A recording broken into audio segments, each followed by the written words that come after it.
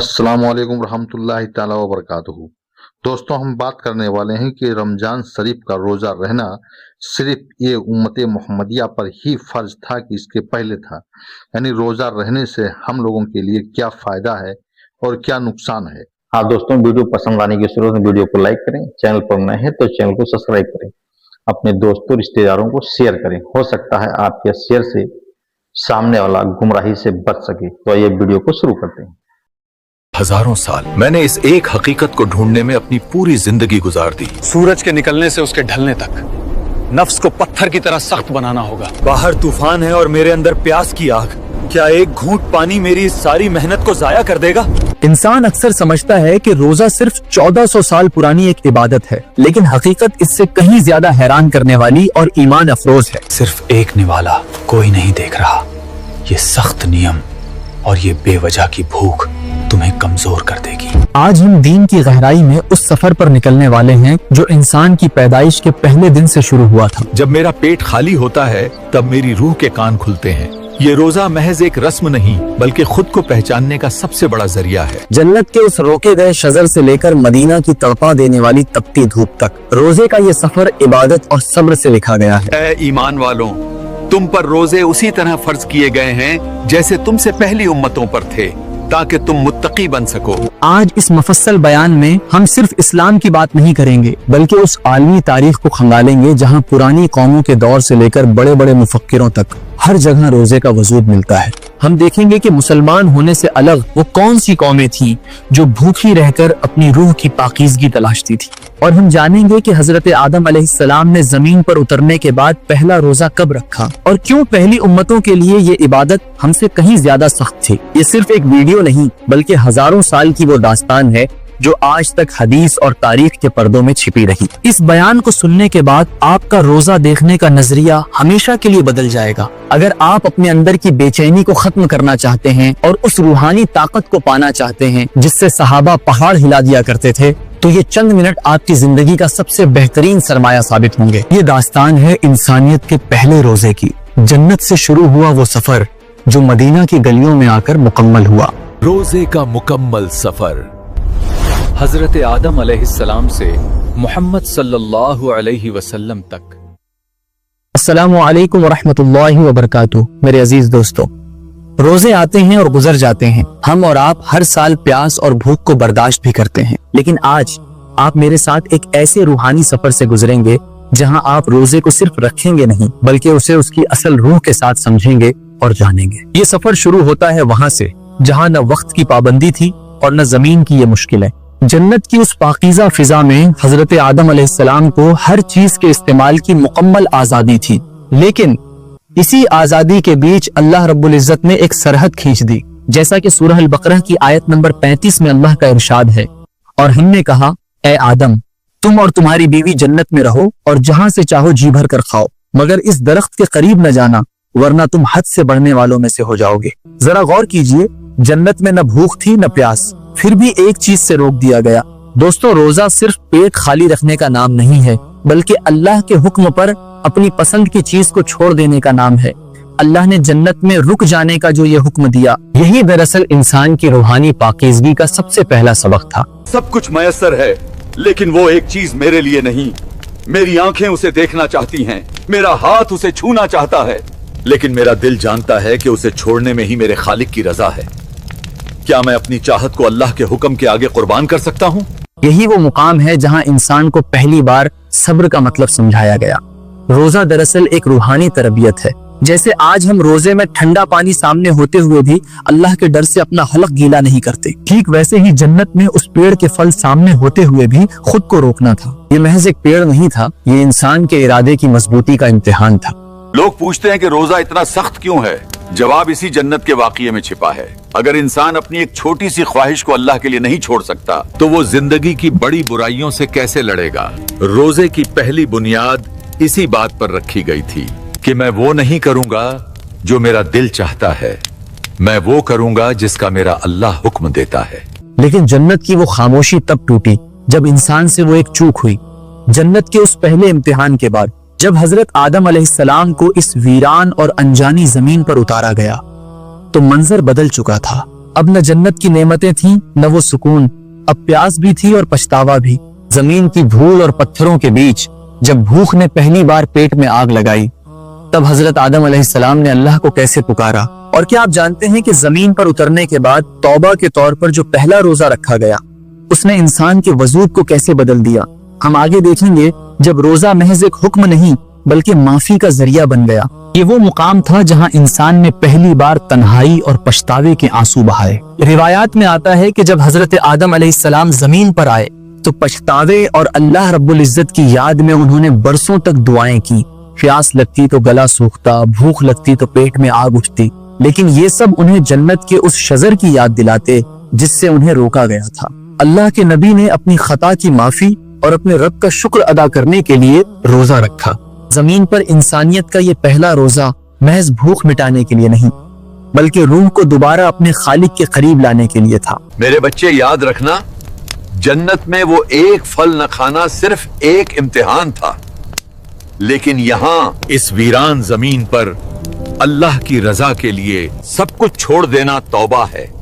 جب تک میرا پیٹ خالی ہے میرا دل اللہ کی یاد سے بھرا رہتا ہے، اور یہی وہ بھوک ہے بیٹا جو جنت کے فاصلوں کو مٹا دیتی ہے۔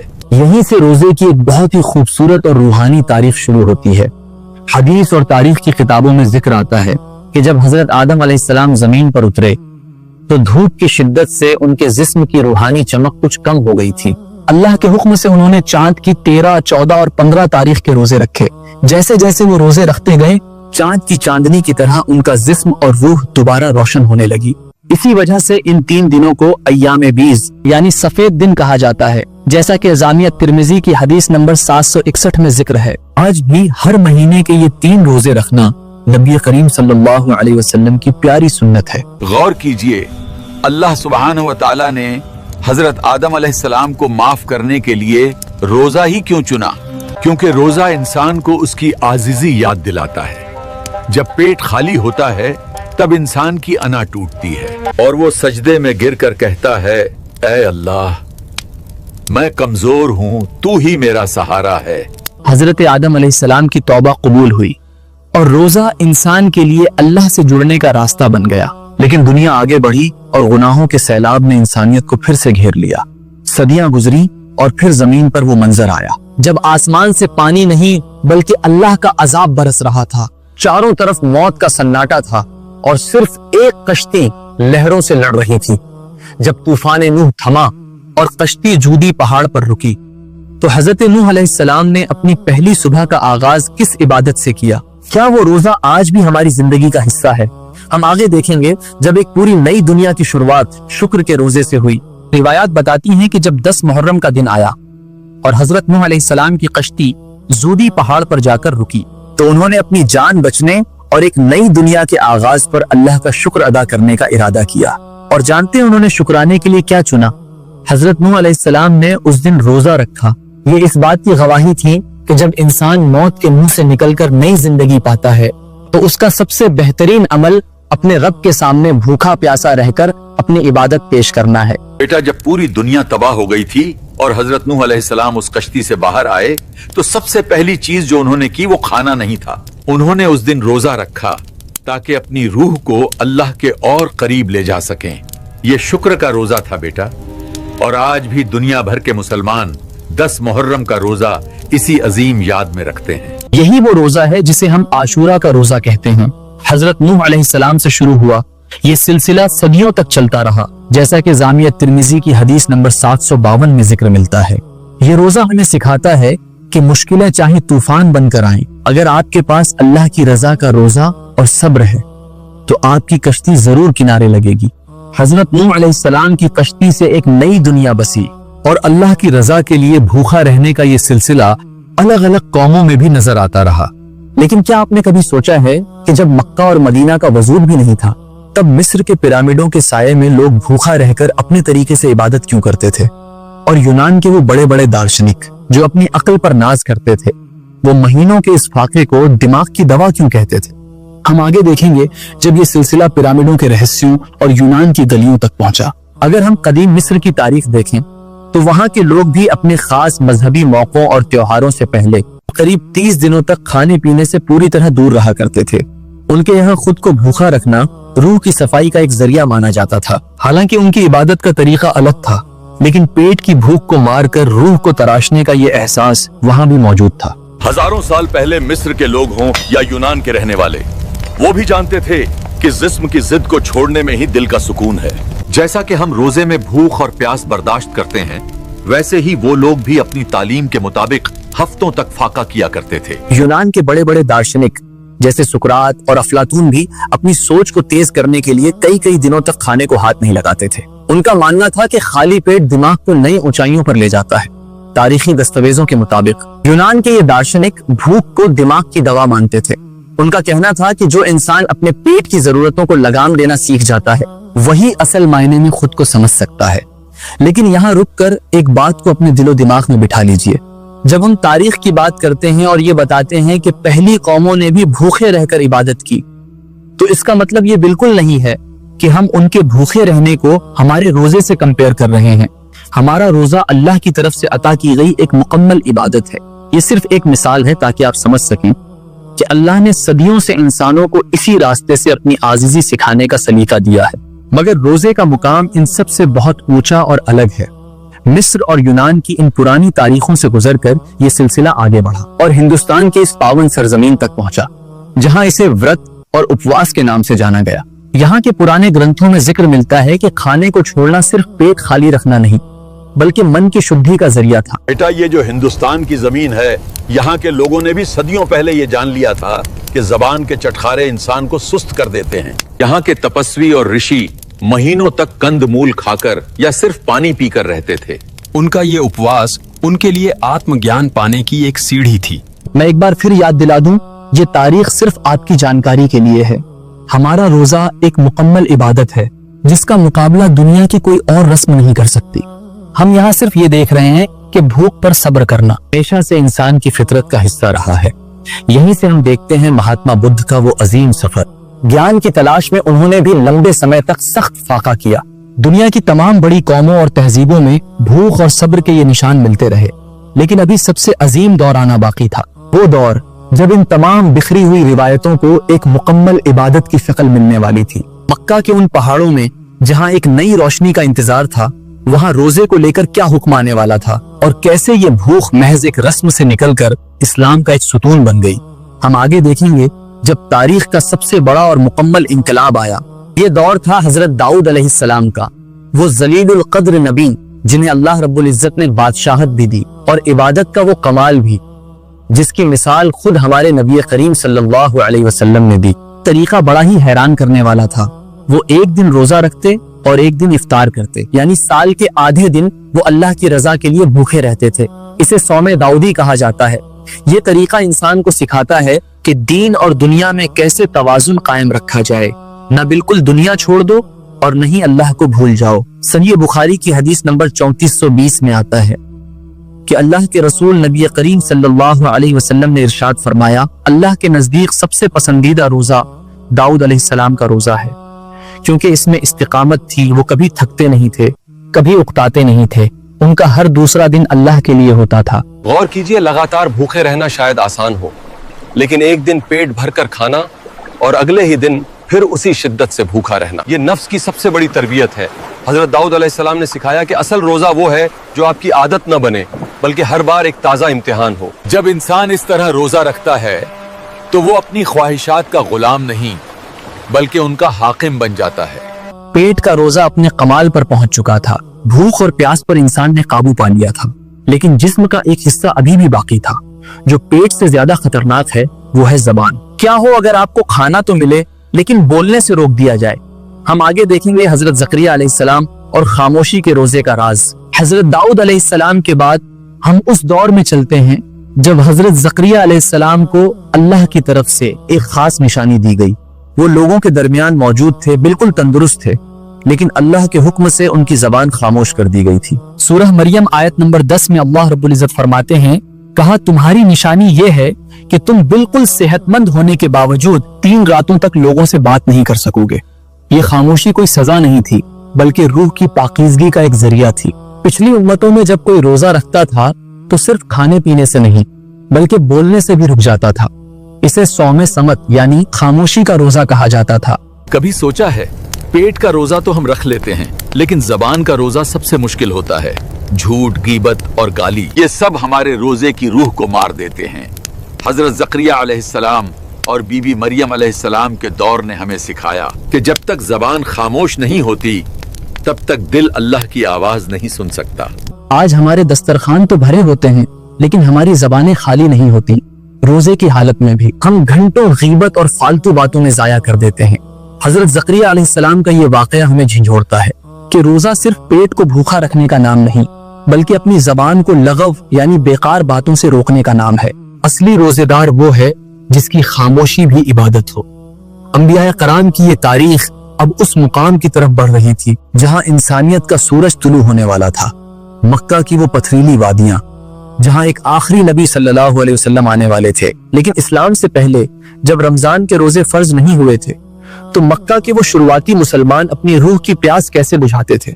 हम आगे देखेंगे मक्का की तपती धूप और सहाबा का सब्र। मक्कातुल मुकर्रमा, वो वादी जहां न खेती बाड़ी थी और न पीने के पानी का कोई खास इंतजाम। इस्लाम के शुरुआती दिन थे, अभी तक रमजान के 30 रोजे फर्ज नहीं हुए थे, लेकिन सहाबा कराम रजी अल्लाह अन्हुम की रूहानी तरबियत शुरू हो चुकी थी। नबी करीम सल्लल्लाहु अलैहि वसल्लम अपनी उम्मत को आने वाले बड़े इम्तिहान के लिए तैयार कर रहे थे। उस वक्त मुसलमान आशूरा यानी 10 मुहर्रम का रोजा रखते थे और हर महीने के 3 दिन अय्याम 20 के रोजे रखते थे। ये वो दौर था जब भूख सिर्फ इबादत नहीं बल्कि हालात भी थी। हजरत बिलाल, हजरत अम्मार, हजरत खब्बाब रजी अल्लाह अन्हुम, इन गरीबों के पास वैसे भी खाने को कुछ न था। इनका आधा वक्त तो वैसे भी फाका कशी यानी भूखे रहने में गुजरता था, लेकिन अल्लाह रब्बुल इज्जत इनके नफ्स को इतना मजबूत बना रहा था कि कल जब बद्र और उहुद के मैदान में जाना पड़े तो भूख और प्यास इनके कदम न डगमगा सके। ये मजबूरी नहीं बल्कि सब्र की वो भट्टी थी जिसमें तप कर ये खालिस सोना बन रहे थे। सही बुखारी की हदीस नंबर 2002 में हजरत आयशा रजी अल्लाह अन्हा से रिवायत है कि जाहिलियत के दौर में भी कुरैश आशूरा का रोजा रखते थे और नबी करीम सल्लल्लाहु अलैहि वसल्लम ने भी मदीना जाने से पहले इस रोजे का एहतमाम किया। यानी रमजान से पहले मक्का के 13 साल इस भूख ने सहाबा के ईमान की जड़ों को पत्थर से भी ज्यादा मजबूत कर दिया था। ये बात समझना बहुत जरूरी है। अल्लाह ताला कभी भी कोई बड़ा हुक्म अचानक नहीं देता। पहले मक्का के 13 साल में सहाबा को भूख का आदी बनाया गया। उन्हें सिखाया गया कि खाना न मिले तब भी अल्हम्दुलिल्लाह कैसे कहना है। ये रमजान से पहले की तैयारी थी। अगर मक्का की वो धूप और वो भूख न होती तो शायद मदीना में रमजान का हुक्म इतना आसान न लगता। मक्का की ये सख्त रियाजत मुकम्मल हुई। मुसलमान हिजरत करके मदीना पहुंच गए, माहौल बदल गया, अमन मिल गया, लेकिन फर्जा रोजे का हुक्म अभी भी नहीं आया था। सबकी नजरें आसमान पर थीं। सबको इंतजार था उस आखिरी हुक्म का जो इस भूख को हमेशा के लिए इस्लाम का एक सुतून बना देगा। हिजरत के दूसरे साल शाबान की वो रात जब जिब्राइल अलैहिस्सलाम अल्लाह का वो पैगाम लेकर उतरे जिसने तारीख बदल दी। वो क्या पैगाम था हम आगे देखेंगे जब आसमान से आयत नंबर 183 नाजिल हुई। ये हिजरत का दूसरा साल था और शाबान का मुकम्मल चांद आसमान पर चमक रहा था। अब तक मुसलमान पिछली उम्मतों की तरह आशूरा का रोजा रख रहे थे। अल्लाह ताला चाहते थे कि उसकी इस आखिरी उम्मत की एक अपनी अलग शान हो, एक अपनी अलग पहचान हो। तभी अल्लाह के हुक्म से जिब्राइल अलैहिस्सलाम वो आयत लेकर नाजिल हुए जिसने रोजे को हमेशा के लिए इस्लाम का एक सुतून बना दिया।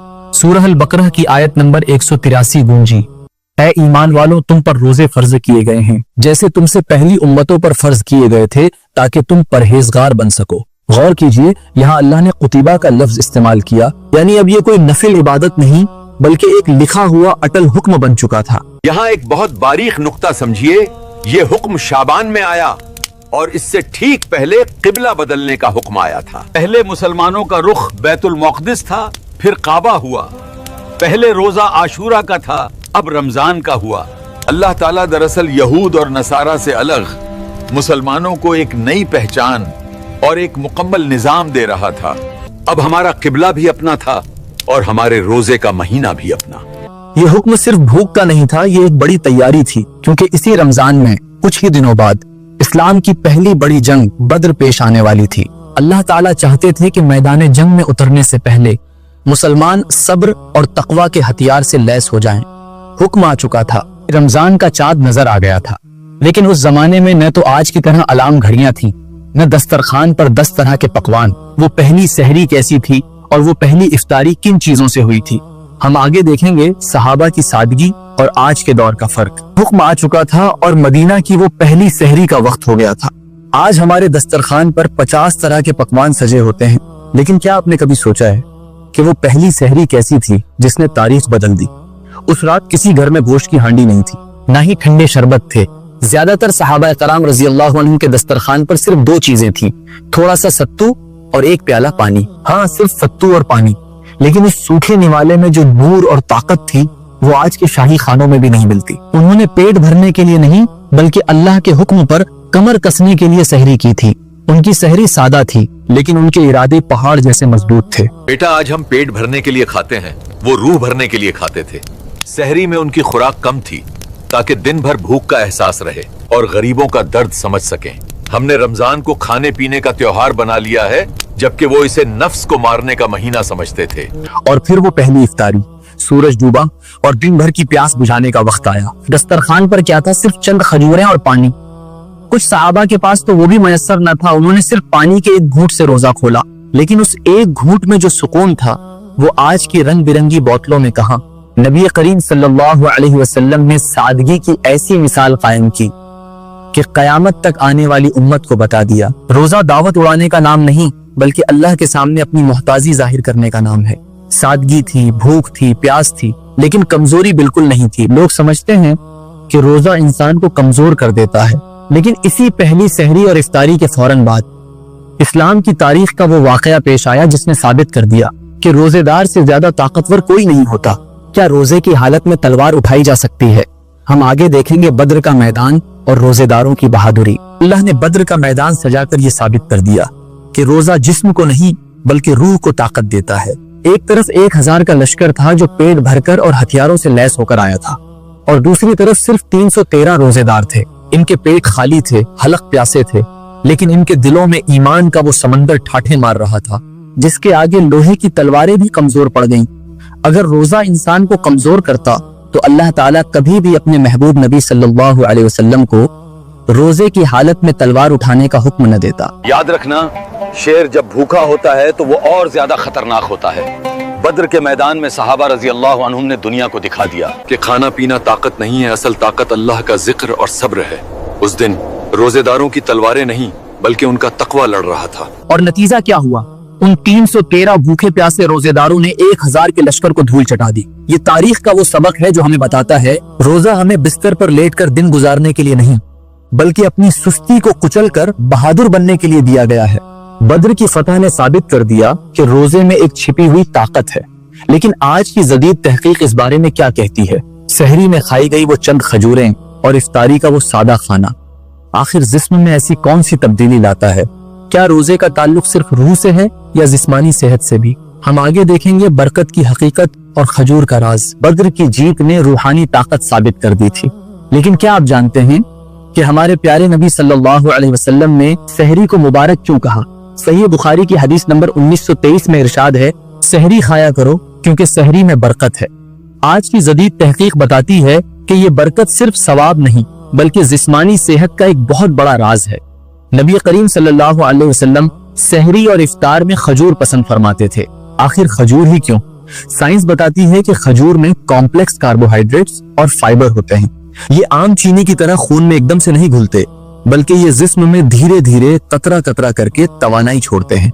एक खजूर इंसान को तकरीबन 10 से 12 घंटे तक लगातार ताकत देती रहती है। यानी अल्लाह के रसूल ने जो खुराक चुनी वो एक रोजेदार को दिन भर की भूख और प्यास से लड़ने के लिए सबसे बेहतरीन ईंधन थी।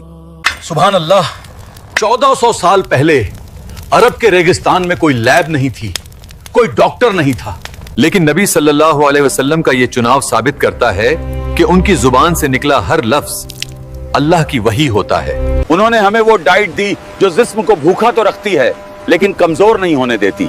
यही वो बरकत है जो साइंस आज समझ रही है। इतिहास देख लिया, साइंस समझ ली और पुरानी उम्मतों का तरीका भी जान लिया। तो दोस्तों, ये था वो मुकम्मल सफर हजरत आदम अलैहिस्सलाम की तौबा से लेकर मदीना की उस पहली इफ्तारी तक। हमने देखा कि तारीख के हर दौर में हर उम्मत ने भूख का सहारा लिया ताकि वो अपने रब को पा सकें।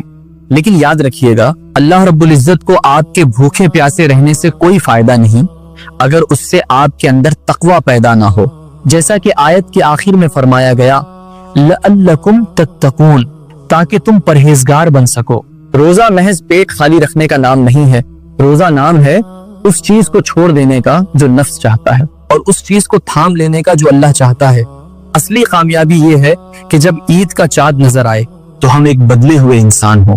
آئیے اس روحانی سفر کو ختم کرنے سے پہلے اپنے رب سے ایک سچی دعا مانگتے ہیں۔ اپنے دل پر ہاتھ رکھیے، آنکھیں بند کیجئے اور میرے ساتھ آمین کہیے۔ یا اللہ، یا رب العالمین، تو ہی دلوں کے حال جاننے والا اور نیتوں کو پرکھنے والا ہے۔ یا اللہ، ہم تیری پناہ مانگتے ہیں اس روزے سے جس میں پیاس کے سوا کچھ حاصل نہ ہو۔ ہمیں وہ تقوی اور وہ پرہیزگاری عطا فرما جس کا تو نے ہم سے وعدہ لیا ہے۔ یا اللہ، جیسے تو نے حضرت آدم علیہ السلام کی توبہ قبول کی اور حضرت نوح علیہ السلام کو کنارے لگایا، اسی طرح ہماری ٹوٹی پھوٹی عبادتوں کو اپنی رحمت سے قبول فرما۔